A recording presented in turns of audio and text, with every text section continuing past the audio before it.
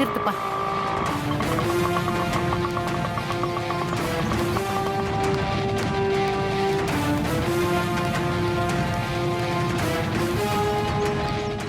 அம்சவள்ளி, அம்சவள்ளி வெளியே வா. நான் வருவேன் தெரிஞ்சு உள்ள போய் ஒளிஞ்சிட்டு இருக்கியா? வெளியே வா. வாங்க சம்பந்தியம்மா. ஏன் வெளியவே நிக்கிறீங்க? உள்ள வாங்க. இந்த சம்பந்தியின் கூப்பிடுற வேலையெல்லாம் வச்சுக்க வேணாம். உங்களுக்கும் எங்களுக்கும் இனி எந்த உறவும் கிடையாது. எல்லாம் முடிஞ்சு போச்சு. என்ன சம்பந்தியம்மா, என்ன ஆச்சு? ஏன் இப்படி படபடன்னு பேசுறீங்க? உள்ள வாங்க. எதுவா இருந்தாலும் நிதானமா பேசலாம். அப்போ நான் நிதானத்தோட இல்லன்னு சொல்றீங்களா? நான் நிதானத்தோட தான் வந்திருக்கேன். இத பாருங்க, உங்க பொண்ணு பிரியாவை இனிமே நீங்க உங்க வீட்லயே வச்சுக்கோங்க, எங்க வீட்டுக்கு அனுப்பாதீங்கன்னு நேர்ல பார்த்து சொல்லிட்டு போலாம் தான் வந்திருக்கேன். நீங்க சொல்றது எனக்கு எதுவுமே புரியல. உங்களுக்கு எதுதாங்க புரிஞ்சிருக்கு? ஆரம்பத்துல இருந்து எதுவுமே புரிஞ்சுக்காம தானே நீங்க பண்ணிட்டு இருக்கீங்க. இந்த பாருங்க, இன்னைக்கு உங்க பொண்ணால என் பையனுக்கு ஹார்ட் அட்டாக் வந்து ஹாஸ்பிடல்ல சேர்த்து வச்சிருக்கோம். என்ன சம்பந்தி இப்படி சொல்றீங்க? வருணுக்கு ஹார்ட் அட்டாக் வந்துடுச்சா? அப்புறம் உங்க பொண்ணை கல்யாணம் பண்ணி வச்சா ஹார்ட் அட்டாக் வராம வேற என்ன வரும்? ஐயோ, என்ன சொல்றீங்க? பிரியா வேற இப்ப வீட்ல இல்லையே. அவ கோவிலுக்கு போயிருக்கா. வரதுக்கு 2-3 நாள் ஆகும். இந்த நேரம் பார்த்து வருணுக்கு எங்க பொண்ணாலதான் ஹார்ட் அட்டாக் வந்ததுன்னு சொல்லி எங்களை கஷ்டப்படுத்துறீங்களே. உண்மையதான் சொல்றேன். நல்ல பொண்ணாவ கட்டி வச்சுங்க என் பிள்ளைக்கு. இத்தனைக்கும் அருணை ஏற்கனவே லவ் பண்ணிருக்கான்னு தெரிஞ்சும் இனிமே ஒழுங்கா இருப்பான்னு தானே என் வீட்டுக்குள்ள நான் அவளை விட்டேன். போதாத குறைக்கு உத்தமி மாதிரி சொன்ன வார்த்தையை காப்பாத்துற மாதிரி சத்தியெல்லாம் பண்ணி கொடுத்தா நானும் அது ரொம்ப நம்பிட்டேன். அதோட நின்னால அவ இல்லையே. அவன் போட்டோவை பார்த்து அழுறா. ஹனிமூனுக்கு என் புள்ளையோட அனுப்பி வச்சேன். அங்க போகாம அவ அம்மா சாவுக்கு போயிட்டு வந்திருக்கா. போனா போதுன்னு எல்லாத்தையும் மன்னிச்சு விட்டா. எங்கயோ ரோட்ல திரிற பைத்தியக்கார பையனை வீட்டுக்குள்ள கூட்டிட்டு வந்துட்டா. இது என்ன வீடா இல்ல வேற ஏதாவதுமா? என்னங்க இது? உங்க பொண்ணு காதலன்னா வீட்டுக்கு கூட்டிட்டு வருவா, நாங்க அதெல்லாம் பொறுத்துக்கிட்டு சும்மா இருக்கணும். அவன் தான் முக்கியம்னா அந்த அருண் கூட வாழ வேண்டியது தானே. எதுக்கு எங்களை சித்திரவதை பண்ணிட்டு இருக்கா இப்படி? ஏதோ அவன் மேல பரிதாபப்பட்டு பைத்தியம் தெளியணுங்கிறதுக்காக வீட்டுக்கு கூட்டிட்டு வந்துட்டா. அதுக்காக ஏமா இப்படி எல்லாம் பேசுறீங்க? அதான் லட்சணத்தை நாங்க நேர்லயே பார்த்தோமே. வெளியில இருந்தா ஒருத்தருக்கு ஒருத்தர் பேசி பழக முடியாதுன்னு பைத்திய மாதிரி நடிக்க சொல்லி என் பையனை ஏமாத்தி வீட்டுக்குள்ளேயே கூட்டிட்டு வந்திருக்கா அவ. இப்ப உண்மையெல்லாம் வெளியே வந்துருச்சுல்ல. இனிமே எந்த பிரச்சனையும் வரக்கூடாதுன்னு தான் பிரியா குலதெய்வம் கோயிலுக்கு போயிருக்காங்க. இது பாருங்க, உங்க கதையெல்லாம் இனிமே நம்ப தயாரா இல்ல நானு. அடுத்தது என்ன பண்ணலான்னு திட்டம் போட போயிருப்பா அவ. அது இருக்கட்டும் சம்பந்தியம்மா. வருண் இப்போ எந்த ஹாஸ்பிட்டல்ல இருக்காருன்னு சொல்லுங்க. நாங்க உடனே போய் பார்க்கணும்.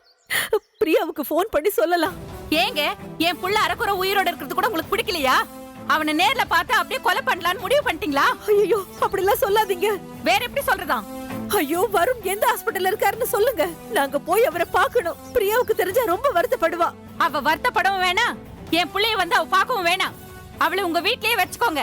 அவ வந்து பார்த்தா என் பிள்ளைக்கு தான் ஆபத்து. என்னங்க நீங்க ஒட்டு உறவு இல்லாம பேசுறீங்களே? நான் கட்டன் ரைட்ட தாங்க பேசுறேன். இனிமே உங்களுக்கும் எங்களுக்கும் எந்த உறவும் கிடையாது. என் வீட்டு பக்கம் தயவு செஞ்சு யாரும் வந்துடாதீங்க. மீறி பிரியா எங்க வீட்டுக்கு வந்தாள்னா அவளை கழுத்தை பிடிச்சு வெளியில தள்ளுவேன் நானு. எதுவா இருந்தாலும் அப்புறம் பேசிக்கலாங்க. முதல்ல வருண் எந்த ஹாஸ்பிட்டல் இருக்காருன்னு சொல்லுங்க. அத நான் உங்ககிட்ட சொல்ல வேண்டிய அவசியம் கிடையாது.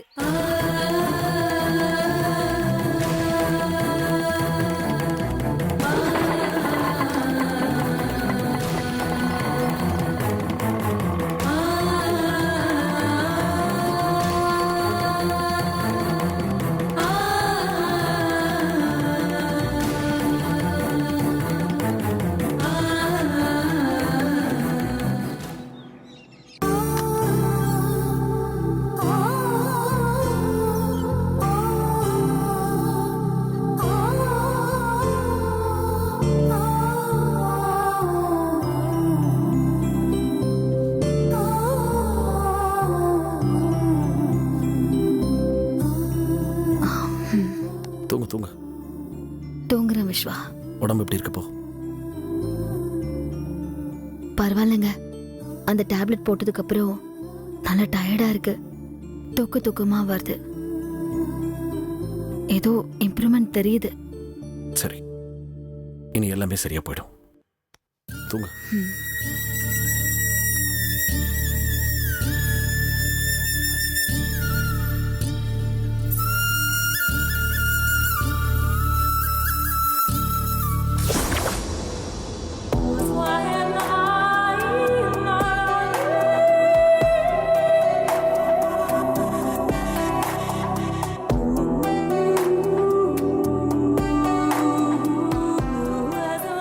நான் இதுவரைக்கும் கண்ட கனவு இன்னைக்கு பலிக்க போகுது.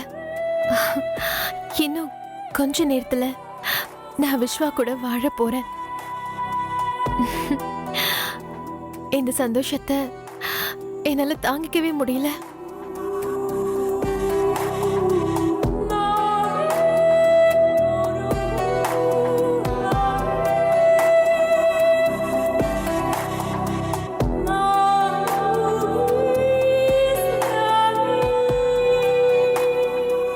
விஸ்வா, இங்க வாங்க.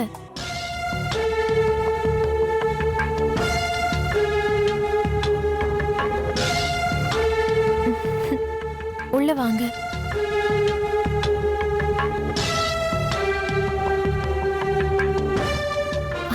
ஏன் அங்கே நின்னுட்டீங்க? உள்ள வாங்க விஸ்வா. உங்களுக்காக உங்க அன்பு மனைவி காத்துக்கிட்டு இருக்கேன். இப்படி தள்ளி நின்னா எப்படி? இதுக்காகவா நான் இவ்வளவு தூரம் வந்திருக்கேன்? கிட்ட வந்து இருக்க கட்டி பிடிச்சு ஒரு உம்மா கொடுங்க விஸ்வா. இது கூடவே நான் உங்களுக்கு சொல்லி தரணும். இங்க பாரு, நான் இப்ப அந்த மூட்ல இல்ல. எனக்கு மனசு சரியில்லை. உங்களுக்கு ஏன் மனசு சரியில்லைன்னு எனக்கு நல்லா தெரியும். நந்தினி அக்காக்கு எதுவும் ஆகாது. இன்னும் 24 மணி நேரத்துல அக்கா எழுந்து குடுகுடுன்னு ஓடுவாங்க. நீங்க அக்காவை பத்தி கவலைப்படாம என் கூட சந்தோஷமா இருங்க விஸ்வா.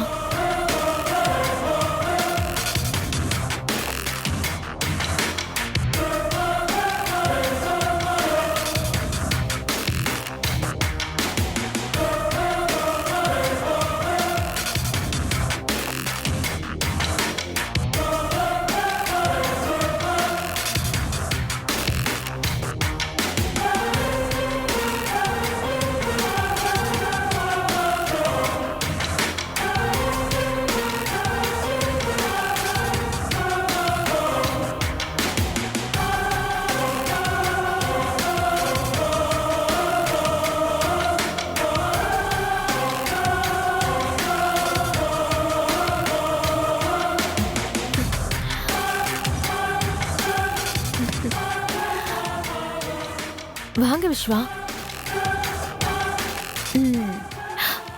Viswa, just 2 minutes.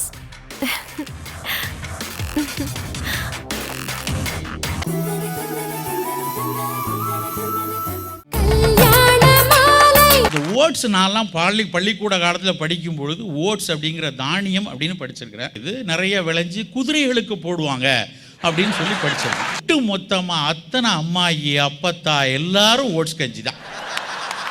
அதில் வேற ஒரு சில பேர் நினச்சிட்டு இருக்காங்க ஓட்ஸ் கஞ்சி சாப்பிட்டா அப்படியே 0 சைஸ் இடுப்பு வந்துரும்ட்டு எல்லாரும் காலையில் ஓட்ஸ் கஞ்சி.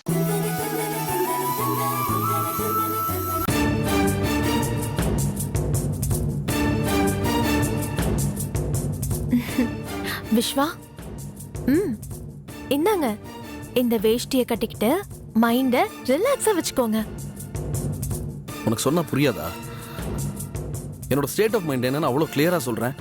மறுபடியும் இதே பேசிட்டு இருந்தீங்கன்னா என்ன அர்த்தம்? இங்க பாரு, எனக்கு இப்போ இதெல்லாம் இஷ்டம் இல்லை. முதல்ல நந்தினிக்கு உடம்பு சரியா போட்டோம், அதுக்கப்புறமா வச்சுக்கலாம் இது எல்லாத்தையும். விஸ்வா, நான் ஒண்ணு அவசரப்படல. நான் இப்ப நினைச்சது நடக்கலன்னா அது எப்பவுமே நடக்காது. நீங்க நந்தினி எல்லாரும் உங்க சுயநலத்துக்காக என்ன கூட்டிட்டு வந்து நந்தினிக்கு ட்ரீட்மெண்ட் கொடுத்தீங்கல்ல. நான் நந்தினிக்கு சொன்னதை நிறைவேற்றிட்டேன். நந்தினி சொன்ன மாதிரி நீங்க நடந்துக்க வேண்டியதா பாக்கி. அப்ப நீங்க எல்லாரும் சேர்ந்து நீங்க ஏமாத்திட்டீங்கல்ல. இனிமே நான் யாரையும் நம்ப மாட்டேன். ஏய், இது பாரு, நீயாக எதையாவது அசியூம் பண்ணிக்கிட்டு அதுதான் உண்மை நம்பிக்கிட்டு கண்டதையும் பேசாத. யாரும் உன்னை ஏமாத்தல, நீ நினைக்கிற மாதிரி எதுவும் நடக்க போறதும் இல்ல. இப்ப நான் என்ன சொன்னா நீ நம்புவ? நீங்க உயிருக்கு உயிரா நினைக்கிற நந்தினி அக்கா மேல சத்தியம் பண்ணுங்க, அப்ப நம்புறேன்.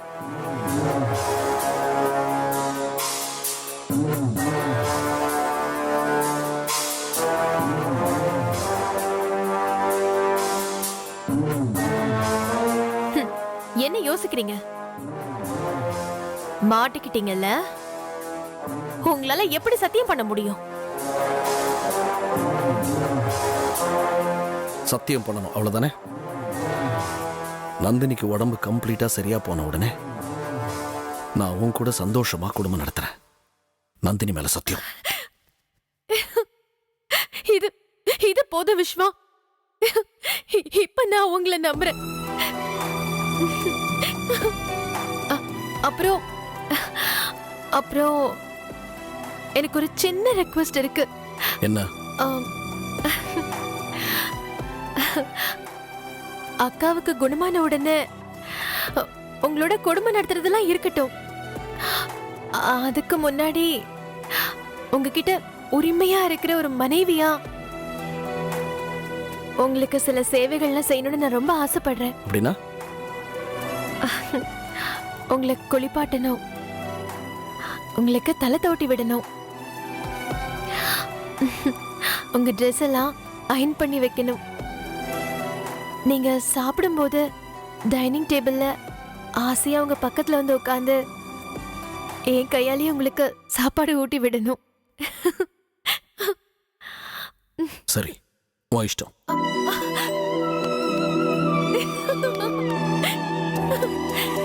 இது போதும் விஸ்வா, எனக்கு இது போதும், இது போதும். இதுவே உங்க கூட வாழற மாதிரி இருக்கு.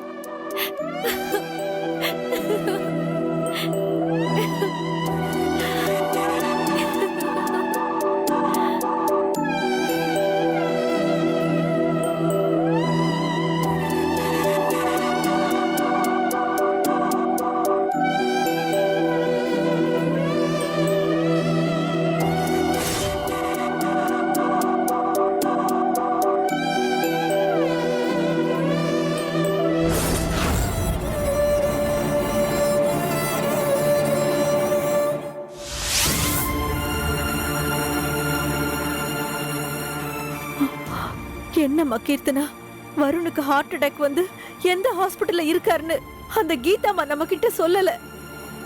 இந்த விஷயம் தெரியாம பிரியாவும் கோவில்ல விரதம் இருந்துகிட்டு இருக்கா. எனக்கு என்னமோ அந்த ஜோசியர் சொன்ன மாதிரி ஏதாவது நடந்துருமோன்னு பயமா இருக்கு. அத்தை, அப்படிலாம் எதுவுமே நடக்காது. நீங்க சும்மா தேவையில்லாம பயந்துட்டு இருக்காதீங்க. அக்கா கும்பிடுற சாமி கைவிடாது. தைரியமா இருங்க அத்தை. கீர்த்தனா, மாலதி தாம்மா ஃபோன் பண்றா. ஒருவேளை பிரியாவுக்கு வரும் விஷயம் தெரிஞ்சிருக்குமோ? எனக்கு பயமா இருக்குமா. எதுவா இருந்தாலும் போன் எடுத்து பேசுங்க அத்தை. சொல்லுமா மாலதி, பிரியா அங்க நல்லபடியா விரதம் இருக்காளாமா? பிரியா நல்ல விதமா தான் விரதம் எடுத்துட்டு இருக்காமா. ஆனா அவ மனசுக்குள்ள வருணுக்கு ஏதோ ஆயிட்ட மாதிரி பயப்படுறா. அரை மணி நேரத்துக்கு ஒரு தடவை வருணுக்கு ஃபோன் பண்ண சொல்லி எழுதி கொடுக்குறாம்மா. நானும் வருணுக்கு ஃபோன் பண்றேன், ஆனா அவரோட ஃபோன் ஸ்விட்ச் ஆஃப்னே வருது. ஏமா, வருண் ஆபீஸ்க்கு போயிருக்காரு இல்ல வீட்ல தான் இருக்காரா? ஏன் ஸ்விட்ச் ஆஃப்னு வருது? வருணை இப்போ ஹாஸ்பிட்டல்ல அட்மிட் பண்ணிருக்காங்கம்மா. என்னாச்சுமா? வருணுக்கு ஹார்ட் அட்டாக் ஆமா.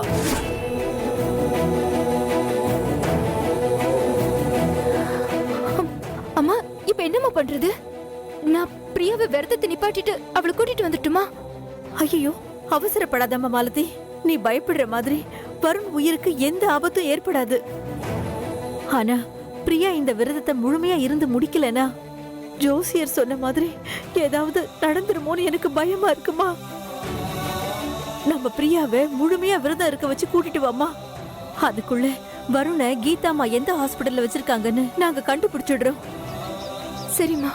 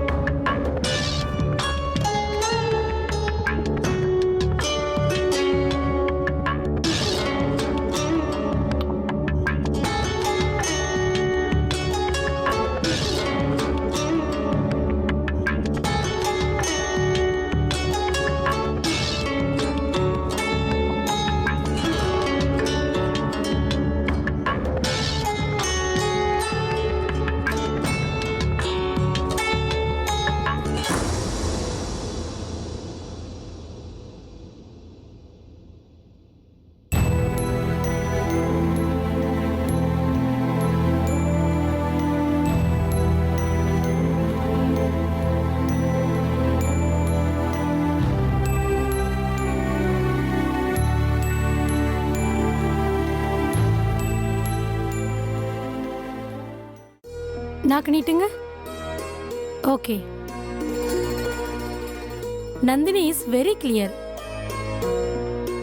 இப்போ நந்தினி உடம்புல ஸ்லோ பாய்சனே இல்ல, டோட்டலா கியூர் ஆயிட்டாங்க. அப்பாடா. இனிமே பயப்பட வேண்டியதே இல்ல. தட்ஸ் ஓகே டாக்டர், பட் மறுபடியும் பின்னாடி ஏதாவது ரிலாப்ஸ் ஆகிறதுக்கு சான்ஸ் இருக்கா? நோ நோ நோ நோ, நீங்க நினைக்கிற மாதிரி எதுவுமே இல்ல. சுத்தமா கிளியர் ஆயிட்டாங்க. அவங்க உடம்புல இருந்த பாய்சனை சுத்தமா எடுத்தாச்சு. இனிமே சைடு எஃபெக்ட்ன்ற பேச்சுக்கே இடம் இல்ல. ஏன்னா சரியான நேரத்துல மாற்று மருந்து கொடுத்து அவங்கள கிளியர் பண்ணியாச்சு. கன்ஃபார்மா நீங்க பயப்படவே தேவையில்லை. நந்தினிக்கு ஏதாவது ஒண்ணு ஆயிருந்தா நினைச்சு கூட பார்க்க முடியல டாக்டர். அதான் கிளியர் ஆயிடுச்சுல, அப்புறம் ஏன் பயப்படுறீங்க? நான் இது மொத்தத்துக்கும் அகிலாவுக்கு தான் தேங்க்ஸ் சொல்லணும். சரியான டைம்ல அந்த மெடிசனை கொடுத்து நந்தினி அவ தான் சேவ் பண்ணியிருக்கா. இல்லைன்னா நான் அவளை எப்படி காப்பாத்திருப்பேன்னு எனக்கு தெரியல. ஹார்ட்ஃபெல்ட்டா சொல்றேன், தேங்க்ஸ் அகிலா. இதுக்கெல்லாம் எதுக்கு தேங்க்ஸ் சொல்றீங்க? நான் தான் உங்களோட மனைவியாச்சு. உங்க சந்தோஷம் தான் எனக்கு ரொம்ப முக்கியம். அடியே, ஸ்லோ பாய்சனை கொடுத்துட்டு இப்ப நல்லவ மாதிரி நாடகம் ஆடுறியா? என்னையோட நீ நடத்தின நடிப்பு வேஷம் எல்லாம் முடிய போகுது. கொஞ்சம் பொறுத்திருந்து பாருடி. நல்ல ரெஸ்ட் எடுங்க. எதுக்குமே ஸ்ட்ரெயின் ஆக வேண்டாம். நீங்க ரிலாக்ஸ்டா இருங்க. டாக்டர், நான் இருக்கேன்ல, நான் அவங்க பக்கத்துல இருந்து நந்தினி அக்காவை பத்திரமா கவனிச்சுக்கிறேன். ஓகே. ஹலோ சார், நான் பிளட் ரிப்போர்ட் கொண்டு வந்திருக்கேன் சார். வெளில தான் வெயிட் பண்ணுறேன் சார். கொண்டு வந்துருங்க, உள்ள கொண்டு வந்துருங்க. Okay sir.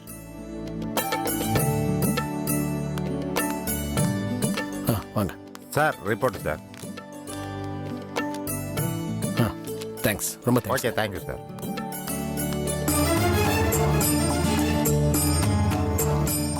Blood test report கொடுங்க.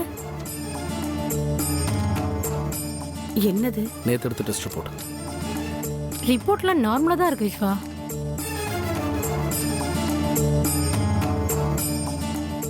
ஒன்னும் பயப்பட வேண்டாம். Thank you doctor. No problem. Thanks. நான் வரேன் விஸ்வா. Take care Nandini. போயிட்டு வரேங்க. சரிம்மா.